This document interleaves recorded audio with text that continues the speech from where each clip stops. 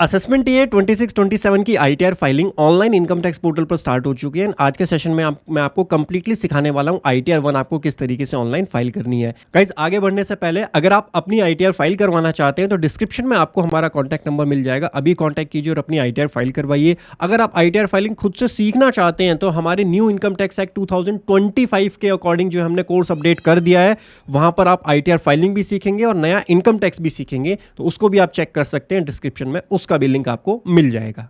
Income tax portal पर सबसे पहले आप अपने पैन नंबर से लॉगिन कर लेंगे। लॉगिन करने के बाद फाइल नाउ का ऑप्शन यहां पे आपको मिल जाएगा। आईटीआर 1 फाइल करने के लिए कुछ इंपॉर्टेंट डॉक्यूमेंट आपको चाहिए होंगे। सबसे पहले फॉर्म 16 आपको चाहिए होगा अपने एम्प्लॉयर से जो मिलेगा। बैंक स्टेटमेंट आपको चाहिए होगी अपनी। उसके बाद एक एआईएस होता है, एआईएस आप इनकम टैक्स पोर्टल से ओपन करेंगे एंड साथ के साथ फॉर्म 26AS। ये 4 डॉक्यूमेंट्स आपको चाहिए होंगे अपनी आईटीआर फाइल करने से पहले। बहुत ज़रूरी है आईटीआर 1 फाइल करने के लिए। ऑनलाइन पे क्लिक करना है, कंटिन्यू आपको यहाँ पर करना है। स्टार्ट न्यू फाइलिंग पे आप क्लिक करेंगे।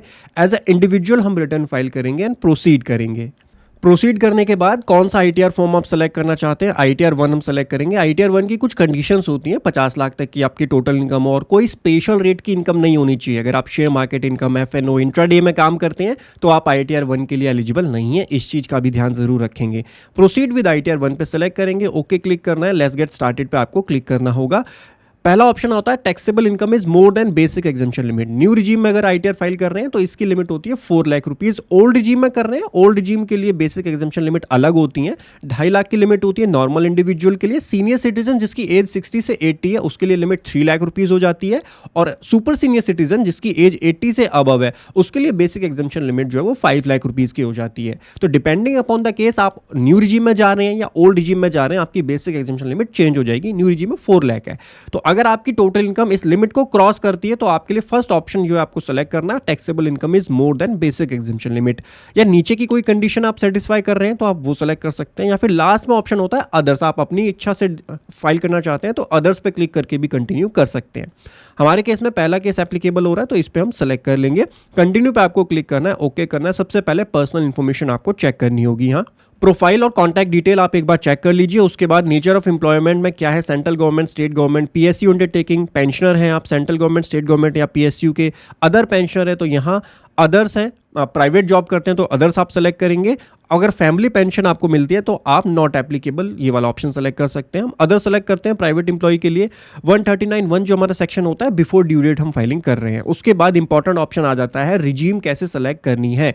Do you wish to exercise option of opting out of new tax regime. क्या आप न्यू टैक्स रिजीम से ऑप्ट आउट करना चाहते हैं फॉर असेसमेंट ईयर 26 एंड 27। एक चीज आपको नोट करनी है, न्यू टैक्स रिजीम आपकी डिफॉल्ट टैक्स रिजीम रहने वाली है। तो यहां पर ऑटोमेटिकली नो पे सेलेक्ट होगा, न्यू टैक्स रिजीम पे आपका सेलेक्ट होगा। अगर आप ओल्ड रिजीम की तरफ जाते हैं तो आपको यहां पर यस सेलेक्ट करना होगा ओल्ड रिजीम सेलेक्ट करने के लिए, ठीक है। लेकिन ओल्ड रिजीम में 5 लाख तक की लिमिट होगी, लेकिन वहां आपको एग्जम्पशन और डिडक्शंस का फायदा जरूर मिल जाएगा। न्यू रिजीम में आपको ज्यादा कुछ एग्जम्पशन डिडक्शन नहीं मिलती है, लेकिन वहां पर जो 12 लाख तक की इनकम पर कोई टैक्स आपको नहीं देना होगा। अगर आप कैलकुलेट करना चाहते हैं अपने केस में तो आपको यहां पर इनकम टैक्स कैलकुलेटर का लिंक दिया हुआ है। यहां पर जाकर के आप अपना कैलकुलेट कर सकते हैं कि कौन सी रिजीम आपके लिए बेनिफिशियल रहने वाली है। इसके बाद हम चलेंगे, क्या ये रिटर्न आप रिप्रेजेंटेटिव एसएससी के थ्रू फाइल कर रहे हैं तो यहां पर नो रखना है आपको। बैंक डिटेल में आपको चेक करना है कि आपका बैंक प्री वैलिडेट जरूर होना चाहिए। अगर आपको रिफंड क्लेम करना है तो उसी अकाउंट में आपका रिफंड आएगा। यहां पर कंफर्म पे हम यहाँ पे क्लिक करेंगे। उसके बाद ग्रॉस टोटल इनकम में आपको जाना है। सबसे पहले सैलरी की इनकम डालनी है जो कि आपको अपने फॉर्म 16 से यहाँ पर एंटर करनी होगी। एडिट पे क्लिक करेंगे। न्यू रिजीम अगर आपने ऑप्ट की हुई है तो न्यू रिजीम के लिए तो ज़्यादा कोई एग्जम्पशन डिडक्शन का पॉइंट आता नहीं है। ओल्ड रिजीम में एग्जम्पशन डिडक्शन आपको यहाँ पर मैंशन करनी होगी। अच्छा, एक इंपॉर्टेंट पॉइंट मैं आपको बता देता हूँ। कई बार ऐसा होता है कि हम गलती से फॉर्म 16 में तो हमारी कोई दूसरी रिजीम होती है और आईटीआर में हम डिफरेंट रिजीम में जाना चाहते हैं। तो क्या आईटीआर फाइल करते टाइम आप अपनी रिजीम चेंज कर सकते हो? यस, आप रिजीम चेंज कर सकते हो आईटीआर फाइल करते टाइम। नाउ अगर हम बात करें सैलरी एज पर सेक्शन, अगर आप फॉर्म 16 के अकॉर्डिंग फाइल करना चाहते हो तो बहुत इजी रहता है आपके लिए फाइल करना। जो भी सैलरी आ रही है आपके फॉर्म 16 के अकॉर्डिंग वो यहाँ पर आप मेंशन कीजिए। उसके बाद सेक्शन 17(2) ये सारे फॉर्म 16 में आपको मिल जाएंगे, वहाँ से आप मेंशन कर सकते हैं। उसके बाद एग्जम्प्ट अलाउंसेज आ जाता है और सबसे ज़्यादा जो फेक रिफंड्स आपको दिलवाए जाते हैं तो फेक रिफंड का जो भी काम चलता है वो यहाँ पर एग्जम्प्ट अलाउंसेस के अंदर ही चलता है। यहाँ पर जो है अननेसेसरी अलाउंसेस की डिडक्शन और एग्जम्पशन क्लेम कर ली जाती है, जिसके लिए आप एलिजिबल भी नहीं होते हैं। पिछले कई सालों में मैंने ऑब्जर्व किया है कि यहाँ पर जो है फेक एग्जम्पशन क्लेम करके रिफंड क्लेम किया जाता है टैक्स पेयर के द्वारा, और बहुत सारे नोटिस भी हमने हैंडल किए हैं जहाँ पे इस तरीके से फेक और हवाई एग्जम्पशंस को क्लेम किया गया है। क्योंकि न्यू रिजीम में ये कोई भी एग्जम्पशन अवेलेबल होते नहीं है, कोई भी अलाउंसेस अवेलेबल नहीं होते। काफ़ी सारे लोग 1014(1) और 1014(2) का यूज़ करते हैं और यहाँ पर फेक अमाउंट जो है वो डाल देते हैं। जो आपके फॉर्म 16 में अमाउंट आ रहा है आप उसके अकॉर्डिंग ही फाइल कीजिए। अगर जेन्युइन कोई अलाउंसेस आपका रह गया है, जेन्युइन कोई डिडक्शन रह गई है जो जिसके लिए आप एलिजिबल हैं, केवल वही आप यहाँ क्लेम कर सकते हैं। अगर आप रिफंड क्लेम करने के लिए करेंगे तो बहुत चांसेस है कि अब आपको नोटिस भी सर्व किए जाएंगे और तब तो पेनल्टी भी लगती है। ठीक है, उसके बाद नीचे जाएंगे, स्टैंडर्ड डिडक्शन ऑटोमेटिकली आ जाएगी, इसको आप सेव कर सकते हैं। उसके बाद हाउस प्रॉपर्टी की इनकम आ जाएगी। अब हाउस प्रॉपर्टी के अंदर क्या होता है, जो इंटरेस्ट आपने पे किया होता है, अगर सेल्फ ऑक्यूपाइड आपकी अपनी प्रॉपर्टी है, इंटरेस्ट आपने पे किया है, तो उसकी ओल्ड रिजीम में तो डिडक्शन मिल जाती है, बट न्यू रिजीम में उसकी कोई डिडक्शंस नहीं मिलती है। ये चीज़ भी आपको ध्यान रखनी होगी। तो यहाँ पर आप डिटेल्स पे जाएंगे, सबसे पहले तो ऐड डिटेल पे क्लिक करेंगे। एड्रेस की पहले आपको प्रॉपर्टी का एड्रेस देना है, फिर प्रॉपर्टी आपने खुद ओन की है तो सेल्फ, अदरवाइज स्पाउस या अदर्स। टाइप ऑफ प्रॉपर्टी क्या है, self occupy, let out. Let out मतलब आपने किराए पे दी हुई है तो आपको रेंटल इनकम भी मिलती होगी वहाँ से। लेट आउट के केस में आपको यहाँ रेंटल इनकम भी डिस्क्लोज करनी होगी, कितना रेंट आपको उस प्रॉपर्टी से मिल रहा है। अगर सेल्फ ऑक्यूपाइड है तो सेल्फ ऑक्यूपाइड के केस में तो रेंट आपको मिलेगा नहीं, उस केस में केवल आपका इंटरेस्ट ऑन बोरोड कैपिटल यहाँ पर आएगा। इंटरेस्ट ऑन बोरोड कैपिटल किस तरीके से आएगा, देखिए क्योंकि हमने न्यू रिजीम सेलेक्ट की हुई है तो यहाँ पर हमको एडिट करने का ऑप्शन ही नहीं देगा। देखिए आई में आप जाएंगे तो आपको इन्फॉर्मेशन मिल जाएगी, in case of house property self occupied property and yes is selected, मतलब न्यू रिजीम हमने सेलेक्ट की हुई है। Deduction for interest payable on borrowed capital is not allowed. तो ध्यान रखिएगा, ये सारी चीज़ें आप कंसिडर कर लें रिजीम सेलेक्ट करने से पहले कि आपका जो इंटरेस्ट है बोरोड कैपिटल का वो अलाउ नहीं किया जाएगा न्यू रिजीम के अंदर। ठीक है, अगर आपने लेट आउट किया हुआ है तो लेट आउट में क्या है, जितना रेंटल आपको मिल रहा है उससे आपका एडजस्ट हो जाएगा न्यू रिजीम में भी। जैसे अगर आपको 1 लाख का रेंटल मिला पूरे साल में अपनी प्रॉपर्टी के ऊपर, तो 1 लाख तक का जो डिडक्शन है वो आप यहाँ पर ले सकते हो इंटरेस्ट ऑन बोरोड कैपिटल का। सेल्फ ऑक्यूपाइड पे आप कुछ भी नहीं ले पाओगे, ये चीज़ आपको ध्यान रखनी है। Interest on borrowed capital claim कैसे किया जाता है वो भी मैं आपको बता देता हूँ। यहाँ पे लोन कौन से बैंक से आपने लिया है, यहाँ पे आपको बैंक सेलेक्ट करना है, बैंक का नेम देना है। एनबीएफसी है तो आप अदर सेलेक्ट कर लीजिएगा। बैंक का नेम दीजिए, लोन अकाउंट नंबर दीजिए, कब आपका लोन वो सैंक्शन हुआ था, कितने अमाउंट का लोन था, लोन आउटस्टैंडिंग कितना है at the last date of the financial year, that is 31 March 2026 को कितना आउटस्टैंडिंग है वो अमाउंट यहाँ पर आप देंगे। कितना इंटरेस्ट आपने पूरे ईयर में पे किया वो आपको यहाँ देना होगा। इंटरेस्ट सर्टिफिकेट आप वहाँ से पोर्टल से डाउनलोड कर लीजिएगा, उसमें आपको मिल जाएगा, वो अमाउंट यहाँ पर आप देंगे। एक चीज़ ध्यान रखिए, अगर लेट आउट वाला केस है केवल तभी आप ये क्लेम कर पाएंगे और केवल उतना ही क्लेम होगा जितनी आपकी रेंटल इनकम आ रही है। जैसे 1 लाख है तो 1 लाख की डिडक्शन आपको दी जाएगी, उससे ज़्यादा कोई डिडक्शन आपको यहाँ नहीं मिलेगी। और अगर प्रॉपर्टी सेल्फ ऑक्यूपाइड है तो आपको वैसे यहाँ पर कोई भी deduction interest on borrowed capital की नहीं दी जाने वाली है। ठीक है, तो होम लोन के लिए ये चीज़ें आपको ध्यान रखनी है। अगर आप उसको क्लेम कर रहे हैं तो न्यू रिजीम में उसका कोई ऑप्शन अवेलेबल नहीं है। यहाँ पे हम बैक जाएंगे।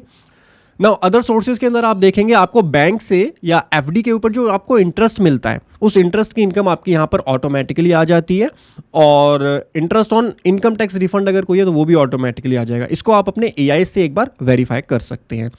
उसके बाद एग्जम्प्ट इनकम यहाँ पे आप रिपोर्ट कर सकते हैं, कोई आपकी एग्जम्प्ट इनकम है तो वो आप यहाँ पर रिपोर्ट कर सकते हैं। इसके अलावा एक स्पेशल केस और आता है, अगर शेयर मार्केट के ऊपर आपको केवल लॉन्ग टर्म कैपिटल गेन हुए हैं और वो एग्जम्प्ट है, जैसा आपको पता है 1.25 लाख तक 1,25,000 तक आपके long term capital gain equity share वाले एग्जम्प्ट होते हैं। तो अगर आपके वो हो रहे हैं तो वो आप यहाँ ITR 1 में भी आप रिपोर्ट कर सकते हैं, उसके लिए आपको ITR 2 की तरफ जाने की ज़रूरत नहीं है। लेकिन अगर आपका यहाँ टैक्स बन रहा है या 1.25 लाख से ज़्यादा का आपके लॉन्ग टर्म कैपिटल गेन है इक्विटी शेयर वाले, तो वो आप रिपोर्ट नहीं कर पाएंगे अपनी ITR 1 के अंदर, उसके लिए आपको ITR 2 या 3 ही फाइल करनी होगी। ये इन्फॉर्मेशन डाल के आप कंफर्म कर दीजिए, टोटल इनकम आपकी यहाँ पर आ जाएगी। डिडक्शन जो है वो यहाँ पर ध्यान रखिए, न्यू रिजीम में ज़्यादा डिडक्शन अवेलेबल नहीं होती हैं, केवल कुछ डिडक्शन हैं। ये पेंशन की एक छोटी सी डिडक्शन होती है और एक अग्निपथ स्कीम की डिडक्शन होती है, और ये भी जब आप एलिजिबल हैं और आपने कंट्रीब्यूट किया है तभी आप क्लेम कीजिए। यहाँ पर भी फेक कोई भी डिडक्शन एग्जम्पशन हम क्लेम ना करें, बहुत ज़्यादा नोटिस के चांसेस अब बढ़ गए हैं। जेन्युइन अगर कोई डिडक्शन रहती है, आपकी एग्जम्पशन रहती है, उसको आप डेफिनेटली क्लेम कर सकते हैं, उसके लिए कोई भी रोक टोक नहीं है। एनी अदर डिडक्शन है वो आप यहाँ ले सकते हैं और इसको आप कंफर्म कर दीजिए। देखिए न्यू रिजीम में ज़्यादा डिडक्शन वैसे भी अवेलेबल होती नहीं है। टैक्स पेड में जितना भी आपका टैक्स पे है सेल्फ असेसमेंट का या कोई और टीडीएस आपका कटा है, वो इन्फॉर्मेशन आपकी यहाँ पर आ जाएगी। आप चेक कर सकते हैं कितना टीडीएस आपका फॉर्म 16 में कटा हुआ है, फॉर्म 16 से उसको वेरीफाई कीजिए। कोई और टीडीएस है वो आप यहाँ से चेक कर सकते हैं, इसको कंफर्म कर दीजिए। उसके बाद टैक्स लायबिलिटी कितनी है वो आपके यहाँ ऑटोमेटिकली कॉम्प्यूट हो जाएगी। बिकॉज हम न्यू रिजीम में है तो अब 12 लाख तक कोई आपका टैक्स नहीं बनेगा। तो हमारे केस में आप देखेंगे कोई टैक्स नहीं बन रहा है और हमारी टोटल इनकम जो आ रही है वो कितनी आ रही है, टोटल इनकम 7,69,540 आ रही है। इस पर आप देखेंगे तो टैक्स हमारा रिबेट वगैरह मिलकर टैक्स हमारा जीरो बन रहा है। तो जो भी टीडीएस आपका डिडक्ट हो रखा है वो आपका यहाँ रिफंड आ जाएगा। अगर कोई टीडीएस डिडक्ट है तो हमारे केस में जैसे टीडीएस डिडक्टेड है तो उसका रिफंड यहाँ पर आपको मिल जाएगा। और इसके बाद आप नेक्स्ट पे क्लिक करेंगे। अब वैलिडेशन में एक एरर देखो मुझे शो कर रहा है कि secondary address is primary address जो है, इसको आप चेक कर दीजिए। एड्रेस भी अब यहाँ से पूछ रहा है तो इस पे हम जस्ट यस कर देंगे। हमारा सेकेंडरी एड्रेस और प्राइमरी एड्रेस दोनों सेम है तो इस पे हमने यहाँ पे यस कर दिया है। कई बार क्या होता है कि आप जॉब किसी दूसरे स्टेट में करते हो, आपका परमानेंट स्टे कहीं और होता है, तो उस केस में यहाँ पर आप सेकेंडरी एड्रेस कोई दूसरा एड्रेस भी डाल सकते हो। यहाँ पर जाकर आपको कंटिन्यू करना होगा आगे।